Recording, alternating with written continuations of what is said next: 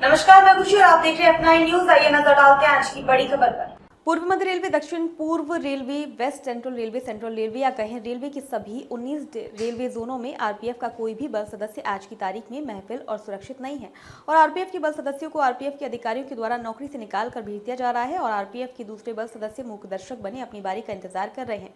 कुछ एक कारखास टापुलूस को छोड़कर सभी बल सदस्य आज भयभीत होकर नौकरी कर रहे हैं। पता नहीं कब उन्हें भी ये आरपीएफ के अधिकारी कोर्ट कानून से ऊपर खुद को समझते हुए अपने नीचे के बल सदस्यों को भी नौकरी से घर भेज दें। ऐसा हम नहीं कह रहा है, ऐसा F9 न्यूज के ग्राउंड रिपोर्ट के आधार पर ही F9 न्यूज भी खबर दिखा रहा है। कभी ये नहीं सुना होगा दर्शकों की किसी रेल मंडल का सहायक सुरक्षा आयुक्त, मंडल सुरक्षा आयुक्त या उससे ऊपर जोनल आईजी को नौकरी से घर डीजी आरपीएफ ने घर भेजा है। अगर भेजते तो दक्षिण पूर्व रेलवे के तत्कालीन आईजी डीबी के साथ भी लैगिट स्कैनर बैटरी के घोटाले में घर भेज दिए जाते।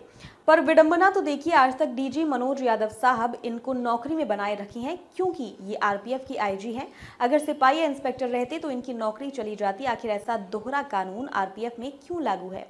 डीजी मनोज यादव साहब, और क्यों आपके आरपीएफ के जोन और मंडलों में बैठे आपके आरपीएफ के अधिकारियों के द्वारा आरपीएफ के बल सदस्यों को समय से पहले आपको नौकरी से निकाल कर घर भेजा जा रहा है? एक रिपोर्ट के अनुसार उनकी नौकरी जाने के बाद उनकी अपील भी सही तरीके से सुनी देखी नहीं जाती है और उनके सामने भूखे मरने की नौबत आ जाती है। आखिर ऐसा कब तक आरपीएफ में चलता रहेगा?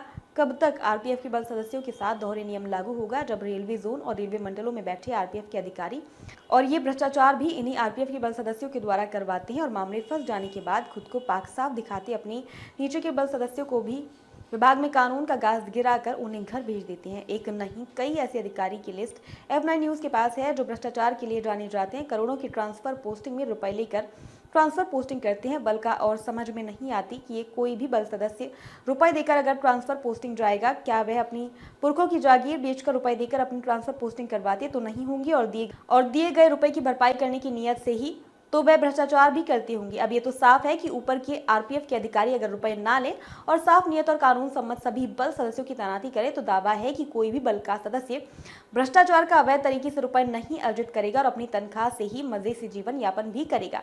और एक बात है कि आरपीएफ में नौकरी में जब भी देखा गया है कि आरपीएफ के अधिकारियों के द्वारा ही नीचे के बल सदस्यों का ही समय समय पर नौकरी से निकाला जाता है। वैसे रेलवे के कई विभाग जो रेलवे की संपत्ति की चोरी करने में जेल भी गए हैं, वापस जेल से छूटने के बाद उसी स्थान पर नौकरी में बने हुए हैं। ये होती है रेलवे कर्मचारियों की एकता का परिचय। पर आरपीएफ में ऐसा आज तक देखा सुना नहीं गया क्योंकि आरपीएफ में एकता और एकजुटता की कमी है बल सदस्यों के बीच। तभी ये जोन और मंडलों में बैठे आरपीएफ के अधिकारियों के कोप का भजन बनते हैं।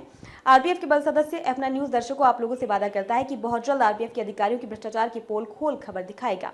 F9 न्यूज न कभी डरा है न कभी डरेगा। F9 न्यूज हेड असीम कुमार सामंतों की रिपोर्ट। अब तक के लिए बस इतना ही, फिर होगी आपसे मुलाकात ऐसी एक और बड़ी खबर के साथ। तब तक के लिए नमस्कार और देखते रहिए F9 न्यूज। खबर बड़ी और खास होगी, असल वजह की तलाश होगी, दुनिया भर के हर गांव, शहर, गली, मोहल्ले पर नजर हमारी होगी। खुलेंगी पर्दें, जहन में उठे हर सवाल की बात होगी, हर वो जवाब जो है आपके लिए जरूरी, जिम्मेदारी हमारी होगी। हमारी खबरों में कुछ हटकर होगी बात। देखिए सिक्के के दोनों पहलू